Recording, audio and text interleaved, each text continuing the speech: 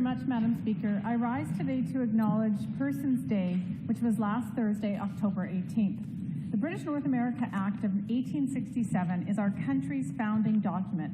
This act used the word persons when it referred to more than one person and the word he when it referred to one person. In the 1920s, women's groups began pressuring the federal government to appoint a woman to the Senate. Governments argued if the word person only applied to men, that only men could be appointed.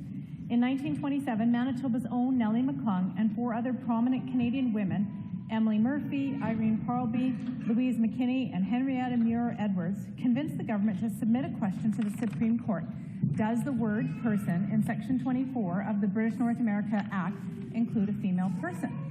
After 5 weeks of debate and argument, the Supreme Court of Canada decided that the word person did not include women. These 5 women, who became known as the Famous Five, were appalled by the decision and refused to give up the fight. They took their case to the Privy Council in London, which was Canada's highest court of appeal.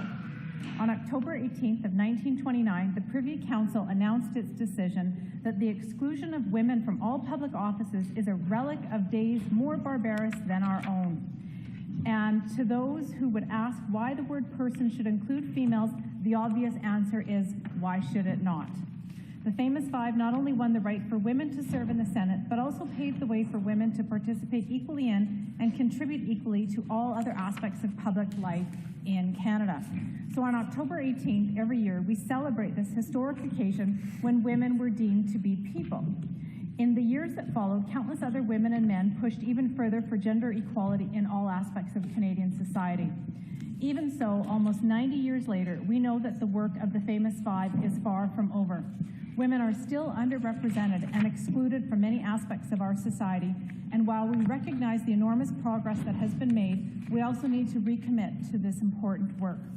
Persons Day reminds us that all women's voices matter. When women step forward and make themselves heard, changes they create benefit us all. Thank you very much, Madam Speaker.